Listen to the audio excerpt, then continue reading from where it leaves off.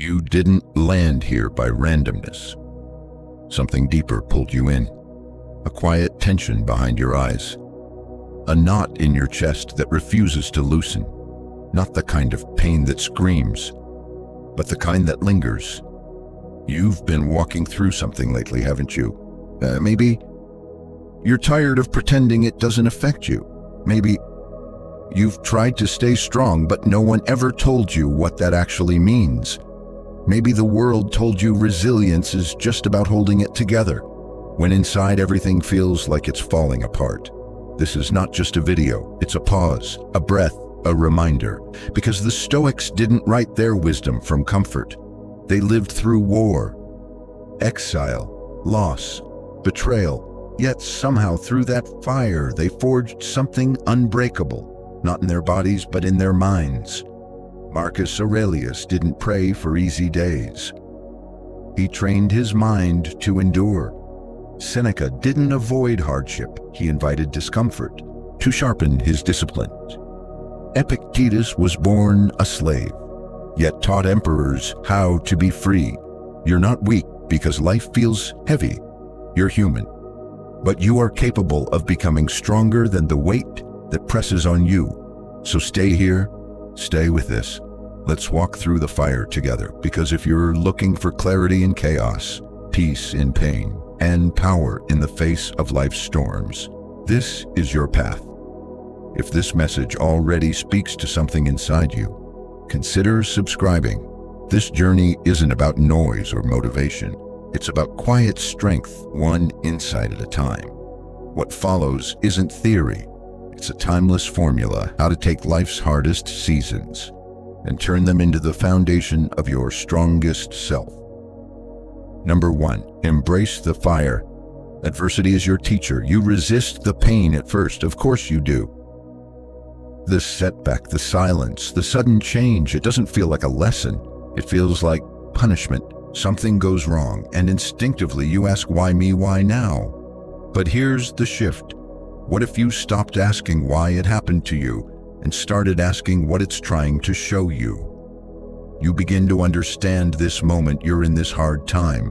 This discomfort isn't here to destroy you. It's here to refine you. Not all pain is cruelty. Some of it is instruction. The Stoics didn't just survive hard times. They saw them as essential raw material for inner growth. Obstacles weren't interruptions, they were invitations.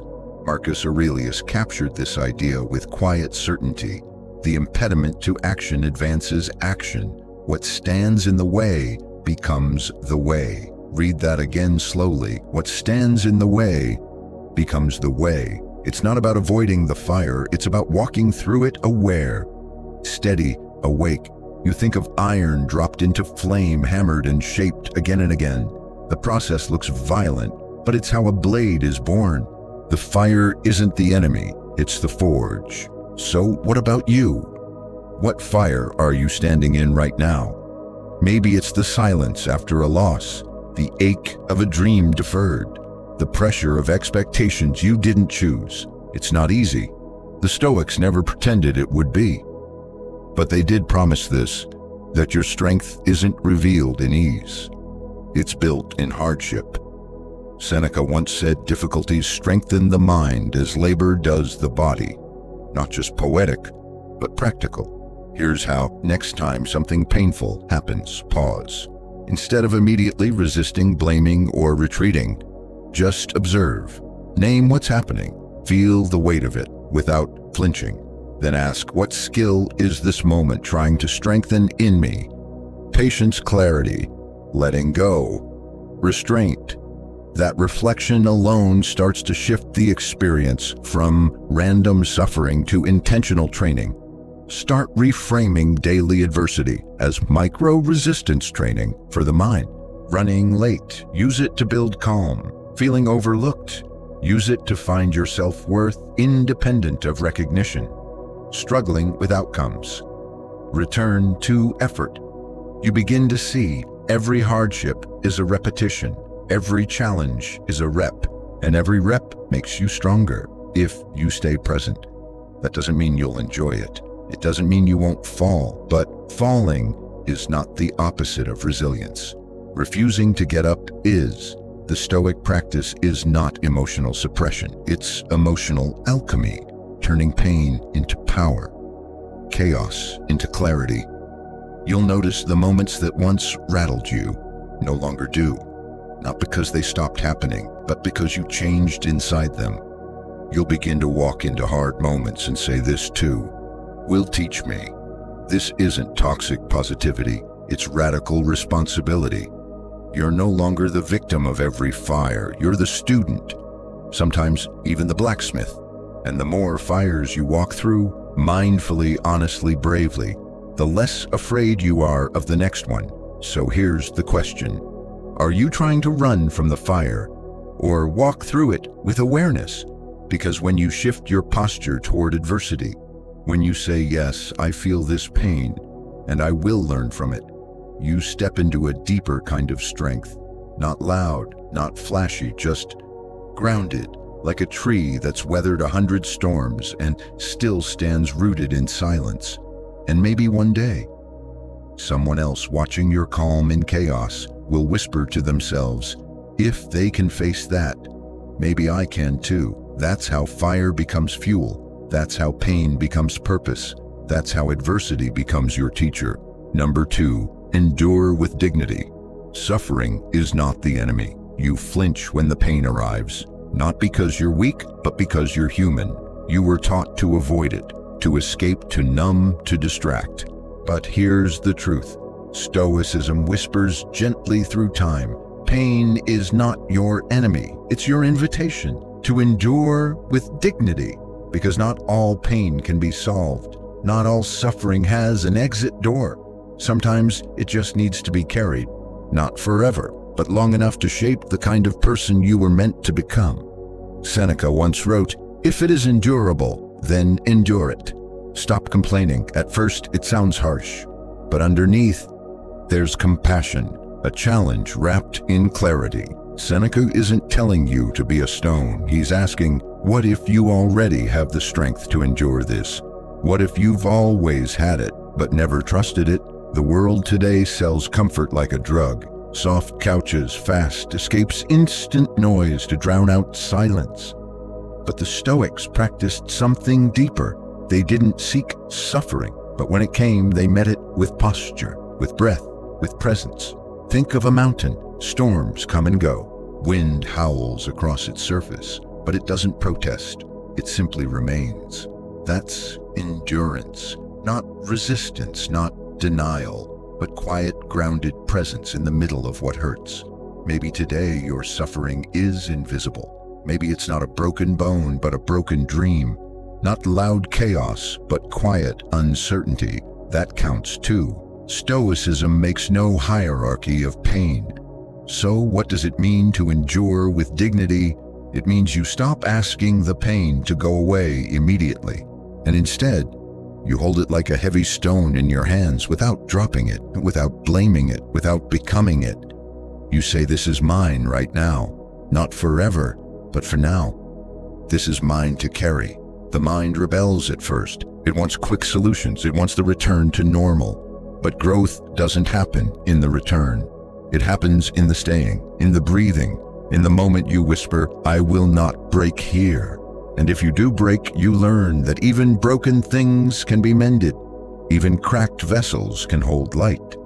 Let's be honest, endurance doesn't feel heroic in the moment. It feels boring, lonely, sometimes even invisible. But later, you'll look back at the days you didn't give up and realize that was the turning point. Not the success, not the applause, but the quiet refusal to quit. There is dignity in that silence, in the simple act of showing up, of facing the same pain, again and again, with slightly steadier hands. You don't need to pretend it doesn't hurt. Stoicism isn't emotional suppression. It's emotional courage, to feel it fully. Without collapsing, you breathe in, you accept, you endure. And each time you endure, you become someone new, not softer, but deeper, not hardened, but anchored. Here's the practice. When suffering visits you, don't fight it with noise. Sit still, name it, let it be seen. Tell yourself, this will pass, but while it's here, I will carry it well. This is what separates those who are merely surviving from those who are being forged. Think about a seed buried deep underground, in darkness, in pressure, in the unknown. It doesn't scream, it endures. And in time, it grows. That's what you're doing right now, even if no one else sees it. So ask yourself, can I suffer without adding more suffering? Can I endure this moment without making it worse with blame, panic, or resistance? Because when you do, you reclaim your power, not over the pain itself, but over your relationship to it.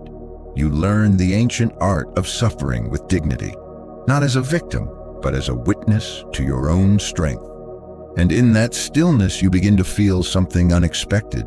Not relief, not yet, but respect. Respect for yourself, for the one who didn't run, didn't hide, didn't collapse, the one who stood still in the middle of the storm. Number 3, choose your response. You still have power. You don't control what happens, but you always control how you meet it. That's where your true power begins, not in fixing the world, but in mastering your response to it. The Stoics called this the only real freedom. Not freedom from difficulty, but freedom within it. The power to pause, to reflect, to choose. Most people react automatically, emotionally, reflexively. Someone criticizes them, they lash out. Plans fall apart, they spiral. A moment of tension and they let the emotion decide. But you're here to do something different. You're here to slow down that space between trigger and response and step into it with awareness. Epictetus said it best, it's not things themselves that disturb us, but our judgments about them. Pause there. Let it sink in. It's not the event. It's not the words. It's your interpretation of them that gives them power. Like a mirror, life reflects what is, but we add the story. We add the blame. We add the fear. And that story, it becomes our suffering. Imagine someone throws a stone into a still lake.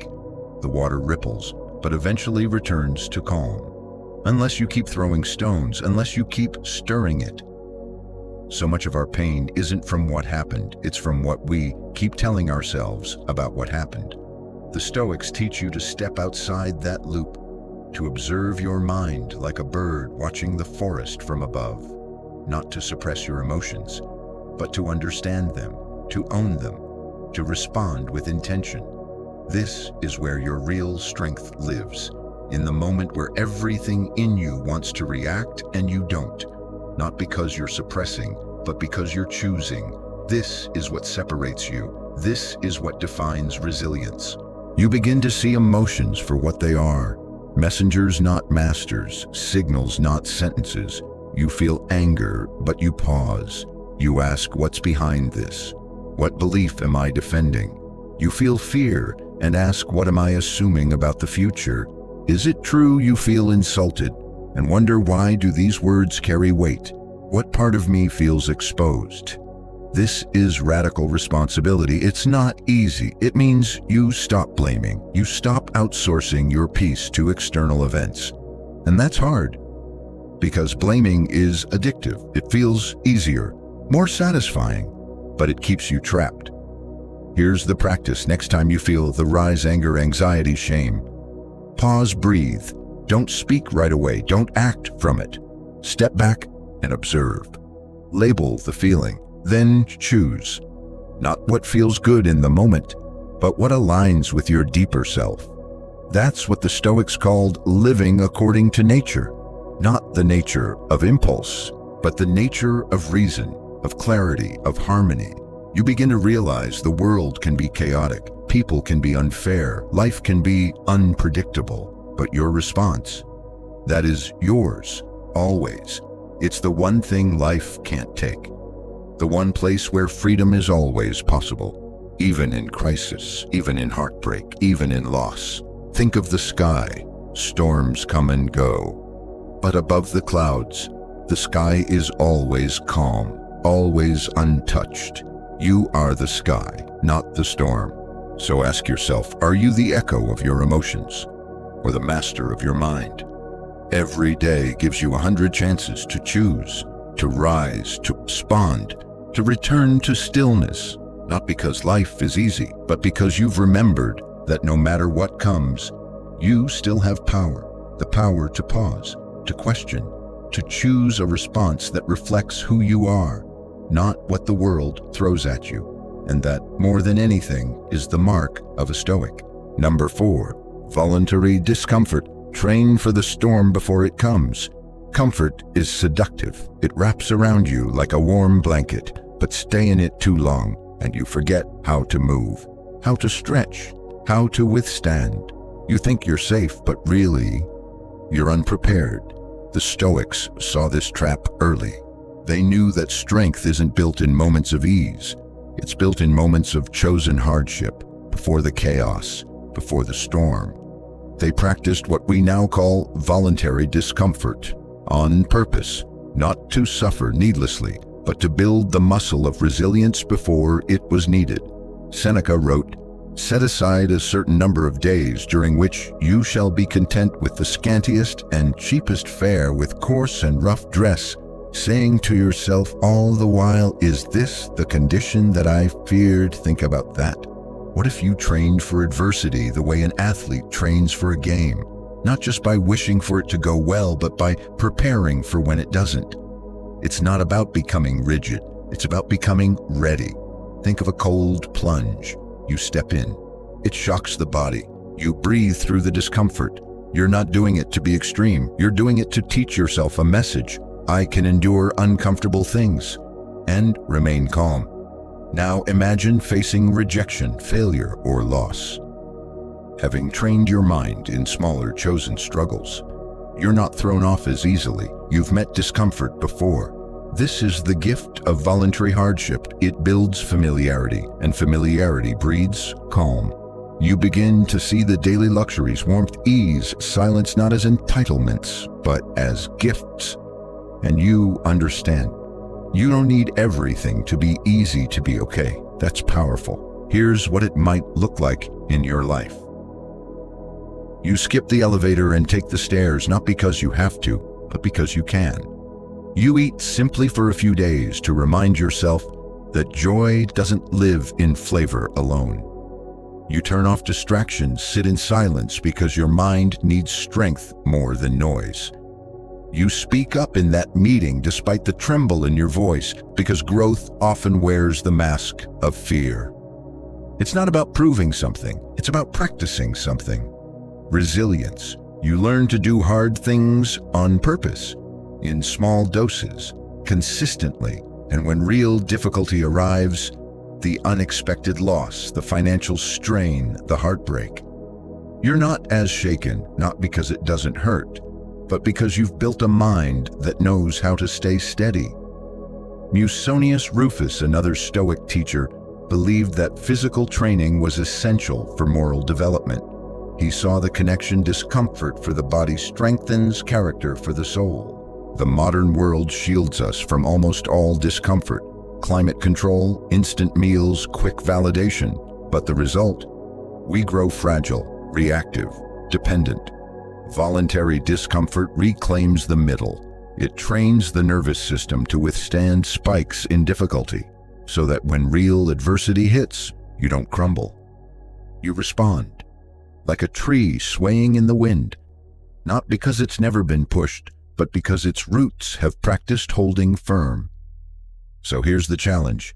Pick one small voluntary discomfort each day, not to punish yourself, but to train your mind. Let it be simple. Cold shower, digital detox, speaking an uncomfortable truth, waking up earlier than needed. Then watch what happens, not just to your habit, but to your self-respect. Because when you intentionally do what's hard, you grow a different kind of confidence. The kind that doesn't shout, but knows. The kind that whispers, I've been here before. I didn't break then. I won't break now. So ask yourself, are you practicing discomfort or praying it you'll never face it? One builds strength, the other builds fear. Choose wisely, because life will test you, and when it does, It won't ask if you're ready. It will reveal whether you are. Number 5, shift your focus. From outcome to effort, you've been taught to chase results. The grade, the promotion, the applause, the win, and when it doesn't come, you feel like you failed, like your effort was wasted, like maybe you were never good enough to begin with. But the Stoics offer a different path, one that frees you from this exhausting cycle. They remind you that your control ends at your effort, not at the outcome, not at what people say, not at whether the world rewards you. Marcus Aurelius wrote, "Do your duty, nothing more. Don't concern yourself with what happens next." That line is everything, because when you detach your peace from the result, you regain your power. Think of planting a seed. You water it, tend to it, you give it light. But you cannot force it to bloom overnight. You don't scream at the soil. You don't measure your worth by how fast the plant grows. You focus on the care, not the harvest. And slowly that becomes your rhythm. You show up fully, even when results are slow, even when progress is invisible, because showing up is the progress. In a world obsessed with winning, the Stoic turns inward. They know true mastery is giving your best without needing the world to clap for it. When you live this way, something shifts. You stop being ruled by anxiety over things you can't control. You stop obsessing over what might happen. You stop abandoning your values the moment outcomes disappoint you. Instead, you stay grounded. You keep your word. You act from principle, not pressure. You begin to ask better questions. Not did I win, but did I give my full effort? Not did they like me, but was I honest and kind? Not did it go perfectly, but did I grow from this? Because when your peace depends on results, you are never truly free. One rejection, one failure, one unpredictable twist, and you're shaken again. But when your peace is built on action, on showing up, on integrity, you become unshakable. This is the heart of Stoicism: responsibility for what's yours, letting go of what's not. Epictetus said, "Some things are up to us and some things are not." He meant this: you can control your thoughts, your choices, your effort, your values, but not the weather, not the markets, not other people's opinions. The mistake we make, we reverse this. We obsess over what we can't control and neglect what we can. The Stoic flips it back. Imagine training every day with no promise of a gold medal, no audience, no finish line. You train because the act itself shapes you. That's the mindset. Effort over outcome, discipline over dopamine. And in time, you become someone different. Not someone who always wins, but someone who doesn't fold when they lose. You become the kind of person who keeps showing up, even when no one's watching, even when no one claps, even when the world doesn't reward it. You keep going because you've remembered why you started, not for the prize, but for the principle, not to impress, but to evolve. This mindset frees you, it quiets the noise, it steadies the storm inside. So next time something doesn't go your way, don't spiral. Instead, ask, what was mine to control here? Did I give it fully? Did I hold my values? Did I act with integrity? If yes, let the rest go, truly, because effort is always enough. Outcomes will rise and fall, but who you become through your actions, that's forever. So ask yourself, what would happen if you gave your all? Without tying your peace to results, you might just find you've already won. Number 6, accept the nature of life. Don't expect calm seas forever. You brace for the unexpected and feel betrayed when it comes. You ask why now, why me, but deep down you already knew. Life was never meant to stay calm forever. Still we cling to the illusion of control, to the hope that someday the storms will stop and only peace will remain. But the Stoics saw life clearly. They didn't dress it up in false promises. They stripped it down to its nature: unstable, chaotic, ever-changing. Marcus Aurelius reminded himself daily, you are not harmed by things, only changed. Not harmed, changed. Let that echo for a moment. Because change is not the enemy. Your resistance to it is. You're not meant to be untouched. You're meant to be transformed, season by season, loss by loss, trial by trial. The sea doesn't owe you stillness. It only offers movement. And your job is not to still the tide, but to learn how to sail. Imagine a river. You don't blame the current for flowing. You learn to swim with it, to respect its rhythm, to move through it with skill, not struggle. That's what acceptance looks like. Not passivity, not giving up, but adjusting your grip on what life should be and meeting it for what it is. Because the idea that one day everything will be easy isn't strength, it's fantasy. The Stoic prepares not for endless peace, but for the return of the storm, not with dread, but with readiness. Seneca wrote, "Let us prepare our minds as if we'd come to the very end of life. Let us postpone nothing. Let us balance life's books each day." He wasn't being morbid, he was being honest, because pretending life is stable doesn't protect you. It leaves you unprepared. So what does it mean to accept the nature of life? It means you stop demanding fairness, you stop needing certainty, you stop waiting for perfect timing, and instead, you become adaptable. Like a tree that bends with the wind, like water that fills any shape, like light that finds its way through even the smallest cracks. This mindset doesn't make you numb, it makes you free. When you expect the unexpected, you stop being caught off guard. You meet change not as a threat, but as a training partner.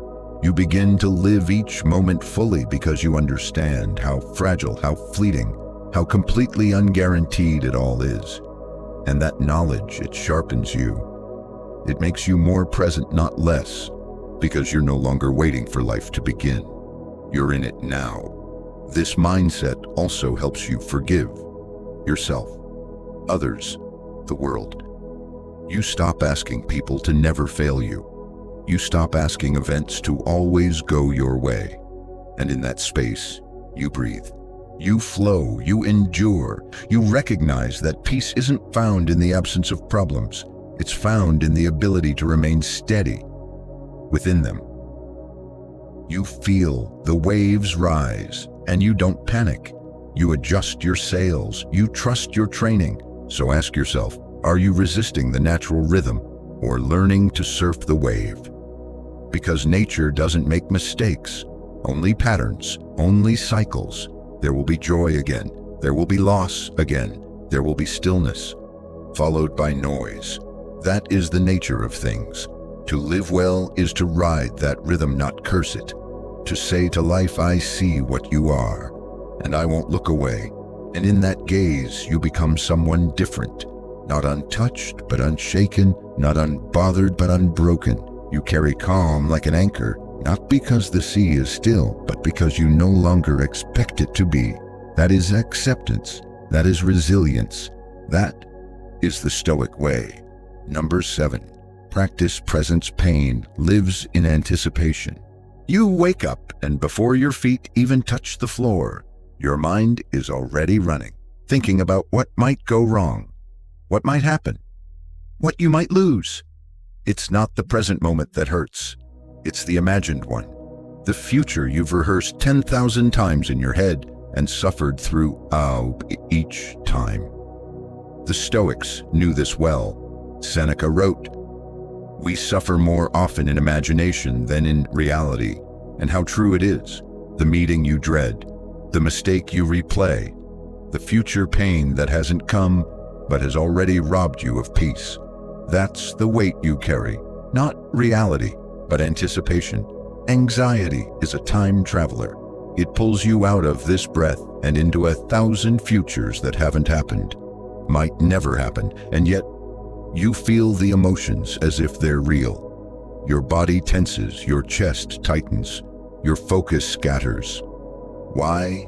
Because the mind has forgotten how to be here. Now, present, still. The Stoics didn't escape to the future. They anchored themselves in the moment.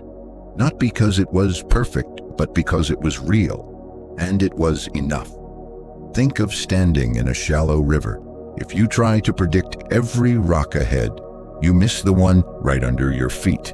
You trip not because the future was hard, but because you weren't paying attention to now. The practice of presence is not passive. It's fierce. It takes effort. It takes awareness. It takes the courage to come back again and again. You will drift. You will spiral. You will imagine. But then you remember that your breath is still here, that your body is still here, that this moment is where your life actually happens. And when you return to it, even for a few seconds, the noise softens, the fear fades, and your nervous system settles. You reclaim something sacred. You realize that what you fear most is not the event itself, but your story about it. And if you can interrupt that story, you can change everything. Here's the practice. When anxiety starts to build, pause. Name the fear, not in dramatic terms, but clearly. Ask, is this happening now or just in my head? Then ground yourself in what you can touch, what you can hear, what you can control. You're not suppressing the fear, you're replacing it with awareness, with presence. Buddha taught that the secret of health for both mind and body is not to mourn the past, worry about the future, or anticipate troubles, but to live in the present moment wisely and earnestly. Different words, same Stoic truth. The now is all you ever truly have. The rest is projection. And that doesn't mean you stop planning. It doesn't mean you avoid responsibility. It means you stop living in a moment that hasn't arrived. You handle what's in front of you and let the future unfold. When it does, this doesn't just reduce fear, it enhances joy, because joy can only exist here, in the warmth of this sun, in the sip of this tea, in the sound of this laugh, not in some imagined someday, but in the overlooked ordinary now. So much peace is missed, not because it's absent, but because we're too distracted to notice it. So ask yourself, what if most of your pain was just a shadow of your thoughts? What if you didn't have to fix everything? Just return to where you are, right now, in this breath. Because this breath is manageable. This step is clear. This moment is yours. And in this moment, you are okay. Not perfect, not certain, but grounded. That's enough. That's presence. That's power. Number 8, transmute pain into purpose. Turn wounds into wisdom. Pain will visit you, sometimes loudly, sometimes quietly, like a shadow that follows even in sunlight. And when it does, you have two choices. Let it harden you, or let it shape you. The Stoics chose the second, not because they enjoyed pain, but because they understood its power, not just to break, but to transform. Marcus Aurelius wrote, "The impediment to action advances action. What stands in the way becomes the way. Your wound can become your way, not in theory, in practice. You take the grief, the betrayal, the loss, and instead of burying it, you study it. You listen to it. Because buried pain doesn't disappear. It festers, it distorts, it whispers false stories in the dark. But pain that's seen, pain that's held with honesty and courage can become wisdom. Think of compost, rotting scraps, unwanted leftovers. They smell, they sting, but given time, they turn into rich soil, the foundation for something new. Your pain is compost. Your tears, your disappointments, your regrets. They can become the ground for a new self. If you let them, you're not broken because you hurt. You're becoming. And when you stop asking, why did this happen to me? And start asking, what is this trying to reveal through me? You shift from victim to alchemist. That's what transmutation is. Turning weight into strength, scar into insight, wound into wisdom. But how? Start with truth. Name what hurt. Name what you lost. Don't sugarcoat it. Don't pretend it doesn't matter. Feel it fully without letting it define you. Then step back. Look at what it's taught you, what it exposed, what it awakened. Pain always uncovers something. Sometimes it's pride. Sometimes it's hidden fear. Sometimes it's the parts of yourself you forgot to love. Once you see that, you begin to grow. Not around the pain, through it. That's where resilience lives. You stop needing life to be painless. You start becoming someone who can carry pain with grace and offer something back. Maybe your heartbreak taught you how to be more gentle with others. Maybe your failure gave you clarity that success never could. Maybe your loss made you value presence like never before. You don't need to glorify the pain, but you can honor what it gave you. You begin to see your most meaningful strengths often come from your darkest moments. Seneca said, "Difficulties strengthen the mind as labor strengthens the body." Your scars are not shame. They're signposts.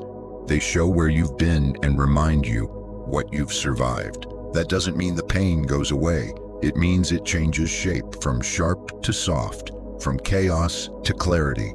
And eventually, you find yourself doing something unexpected, using your pain to help others, to comfort, to guide, to connect. Because people trust those who have suffered and stayed kind, who have been broken but still choose to stand tall. And maybe, just maybe, someone sees your story, your steady presence, your quiet strength, and finds hope. Hope that they can walk through fire too. Hope that their pain doesn't mean the end, but a new beginning. So ask yourself, can you look back one day and say, that pain gave me depth? Because pain is not the opposite of wisdom. It's the raw material, the starting point, the soil. Your job is not to erase your pain. It's to use it, to create something honest, something compassionate, something you, not despite the wound, but because of it. That is Stoic alchemy. That is transformation. That is purpose. You've walked through the flames with me now, not to escape them, but to understand them, to see what the Stoics saw. That hardship is not punishment, it's preparation. Life didn't break you, it revealed you. It showed you what was soft and asked you to make it strong. You now know what stands in the way becomes the way. The wound becomes the wisdom. The fire becomes the forge. But let's be honest, without this shift in perspective, you'll keep fighting life. You'll resist the storms. You'll search for peace in outcomes that never last. You'll expect calm seas in a world made of waves. But with this mindset, you begin to sail differently. You meet hardship with presence. You meet fear with breath. You meet change with readiness. And in doing so, you become something rare. Not unscarred, but unshaken. Not untouched, but wise. So before you go, pause. Reflect. What pain have you been carrying that's ready to teach you something? What struggle have you been avoiding that could shape you? What fear can you meet today, even just for a moment without flinching, if this journey has stirred something in you? Not noise, but clarity, not hype, but truth. Consider subscribing, not to me, but to the path of quiet strength, to the mind that's forged, not in ease, but in fire. You are ready. Not because life will get easier, but because you will get stronger.